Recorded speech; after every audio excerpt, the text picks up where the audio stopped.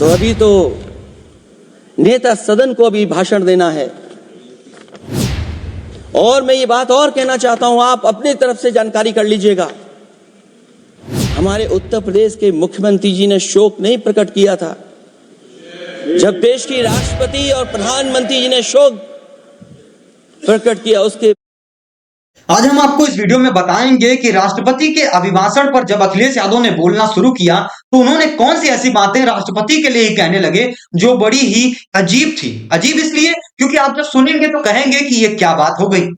इन्होंने कहा कि राष्ट्रपति के भाषण में कुछ भी नया नहीं था, वही पुराना अलाप कि 12 करोड़ लोगों को शौचालय दे दिए गए, 80 करोड़ लोगों को राशन बांट दिया गया, यही सारी बातें जो कई बार हम सुनते आ रहे हैं। इन्होंने कहा 80 करोड़ लोगों को आप राशन दे रहे हैं और 25 करोड़ लोगों को आपने न्यू मिडिल क्लास में शामिल कर दिया है, यानी कि देश में पूरे कुल गरीब 105 करोड़ के आसपास पहुंच गए हैं और देश की आबादी 140 करोड़ है, जिसमें बहुत सारे बच्चे भी होंगे। तो आखिर आप किसके लिए काम कर रहे हैं जब इतनी ज्यादा गरीबी है? तो लेकिन जब अध्यक्ष महोदय मैंने अभिभाषण पढ़ा है राष्ट्रपति महोदया का, तो वही पुरानी बातें कि 12 करोड़ शौचालय बन गए हैं, 10 करोड़ गैस कनेक्शन हो गए हैं, 80 करोड़ लोगों को राशन दिया जा रहा है, 25 करोड़ लोगों को मिडिल क्लास में शामिल कर दिया गया, न्यू मिडिल क्लास में शामिल कर दिया गया। 80 और 85 को अगर हम जोड़ दें अध्यक्ष महोदय 105 करोड़ हो गए।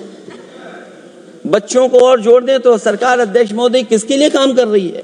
वहीं इन्होंने कहा कि आपने अगर देश भर में एक भी मिलिट्री स्कूल खोले हों तो आप बता दीजिए, और मिलिट्री स्कूल और सैनिक स्कूल में कंफ्यूज मत होइएगा क्योंकि दोनों ही अलग अलग हैं।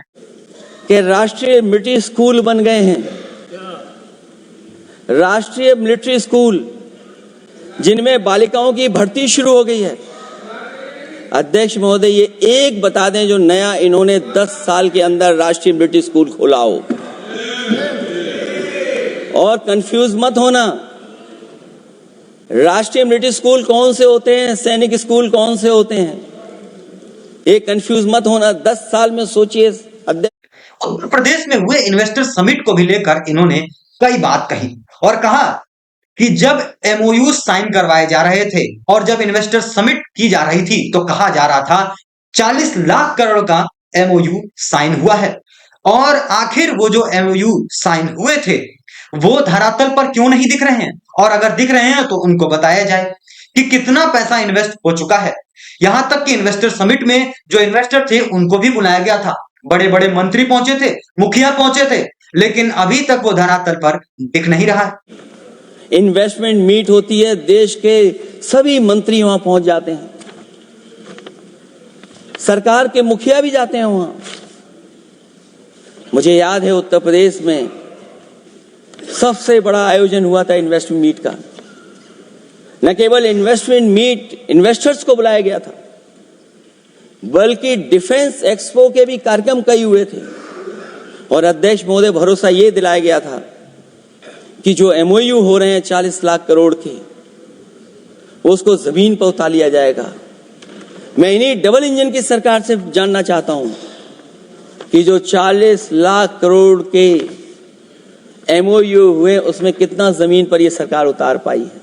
दिल्ली की बात भी की और कहा कि दिल्ली का विकास तो हो जाएगा, बस दिल्ली की जो केंद्र सरकार है वो हस्तक्षेप करना बंद कर दे। वाराणसी को क्योटो बनाने वाली बात पर भी आ गए और कहा कि दिल्ली में मेट्रो बना सकते हैं लेकिन वाराणसी में मेट्रो नहीं बना सकते। जो लोग दिल्ली में मेट्रो बना रहे हैं उन्हीं को आखिर वाराणसी में भी मेट्रो बनाना है, लेकिन ऐसा नहीं हो पाया। प्रधानमंत्री को उसी उत्तर प्रदेश ने 2 बार मौका दिया, उसी वाराणसी ने मौका दिया, लेकिन अभी तक वहां पर मेट्रो की शुरुआत नहीं हो पाई। पूरे उत्तर प्रदेश में जितनी मेट्रोज हैं वो सभी समाजवादियों की देन है। लेकिन कभी आपने क्योटो का नाम सुना है? आपने वेनिस का नाम सुना है?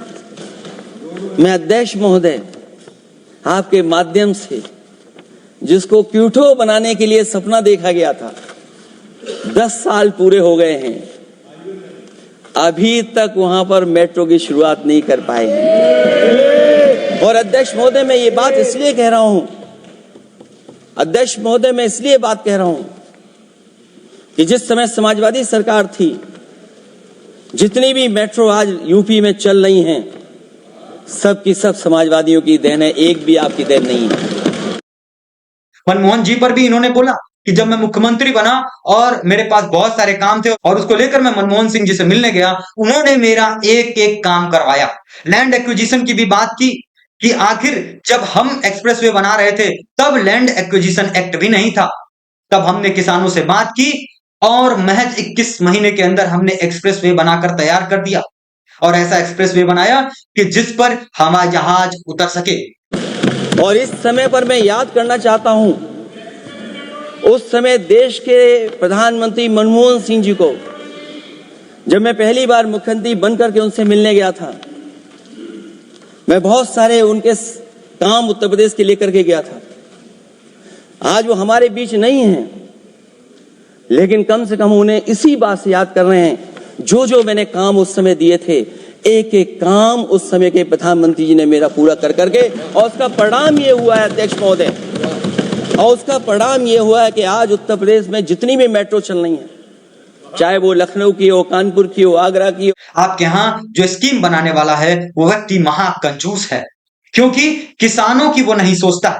हम सिर्फ आपसे इतना ही बात चाहते हैं कि आप जो भी प्रोजेक्ट शुरू करें किसानों को लेकर, उसमें किसानों को भरपूर पैसा मिले उनकी जमीन के बदले। जब भी एक्विजिशन हो तो उनको भरपूर पैसा दिया जाए ताकि वो खुशहाल रह सकें, खुश रह सकें। धन्यवाद। फिलहाल इस वीडियो में इतना ही, लेकिन आपकी क्या राय है कमेंट करके जरूर बताएं। धन्यवाद।